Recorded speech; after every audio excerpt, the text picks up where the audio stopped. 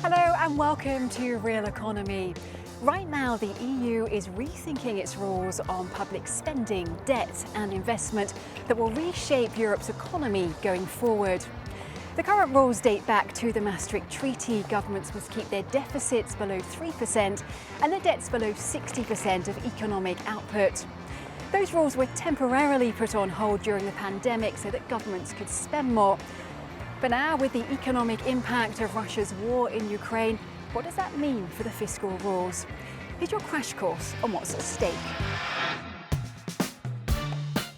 The EU's fiscal rules govern how countries manage their public finances. At their core, the annual fiscal deficit must be capped at 3% of gross domestic product, and overall government debt be no more than 60%. During the pandemic, they were put on pause, but they're due to return in 2023.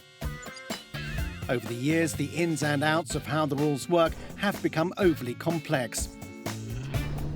Plus, the economic landscape has changed, increased public debt, the need for government investment to help Europe go green and digital, and now Russia's war in Ukraine.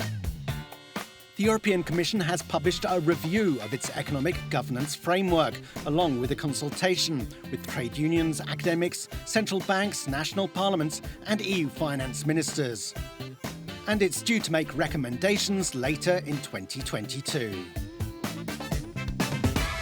The review is looking at how to ensure that government finances remain sustainable, while at the same time incentivising particularly green investment. Guillaume Desjardins is in Belgium to see how the country is facing the huge and costly climate challenge. The Walloon town of Verviers has already felt the effects of climate change. Last summer, the River Vèdre burst its banks with devastating consequences. Rebuilding and adapting for the future is expected to cost €45 million for public buildings alone, a cost that weighs heavily on the city's budget. It's been a human tragedy because we've lost, I believe, 38 people, including 8 in Verviers. Climate experts are predicting more floods within 10, maybe 15 years.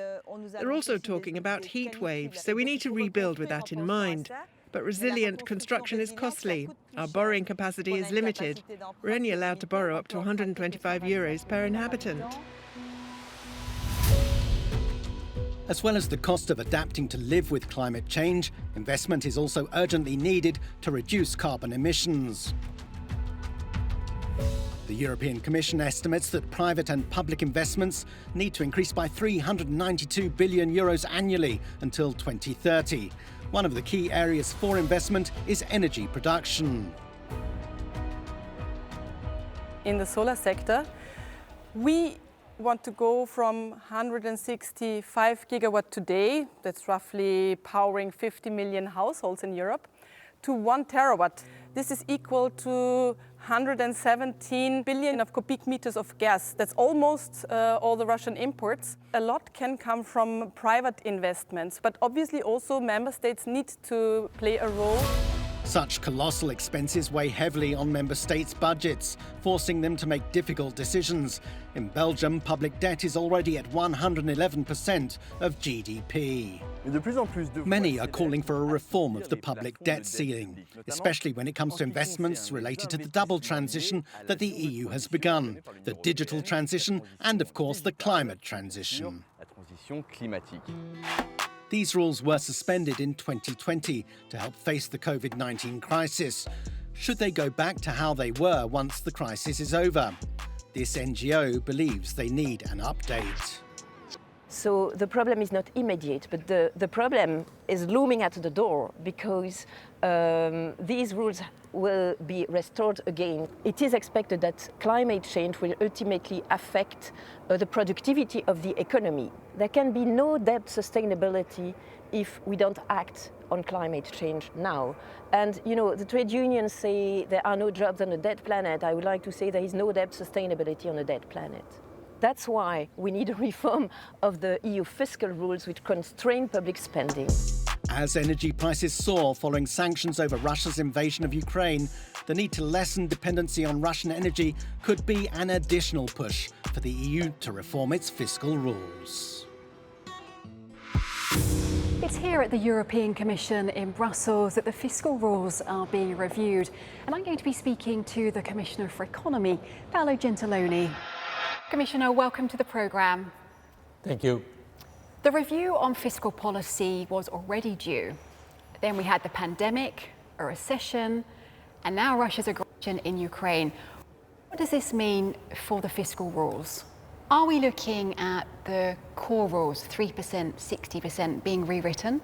Well, I'm not sure that this is a real target now. We all know that these thresholds were decided 25 years ago. We have now an average debt level near to 100% in the euro area. I think we have to adapt our rules to have gradual path of debt reduction, allowing us to make the needed investments. And this is the real challenge, more than changing these thresholds, because this should bring to changes of treaties, referenda. Well, not an easy path in these complicated times. There's already a need for huge public investment to meet the climate goals. That's even more urgent now with a need to lessen the dependency on Russian energy. What does that mean for fiscal policy going forward? Well, I think we have a very clear experience in the previous crisis, the financial crisis. We had a tightening of fiscal rules too soon and a gradual decrease on public investments. In the situation we are in, this is completely impossible. We are committed to the climate transition and we are committed to the digital transition. And then, as you said, we have the autonomy from energy dependence from Russia. We have a new European ambition on common defense. And so we need fiscal rules that look to the public finances, sustainability, but at the same time create space for public investments. Something that happened through this terrible crisis, the pandemic and the war, was a message of the necessity of unity. We need a stronger Europe. And to have a stronger Europe, you need stronger coordination. And of course, the fiscal rules are the basis. Commissioner, many thanks indeed Thank for you. being with us on Realeconomy. Thank you.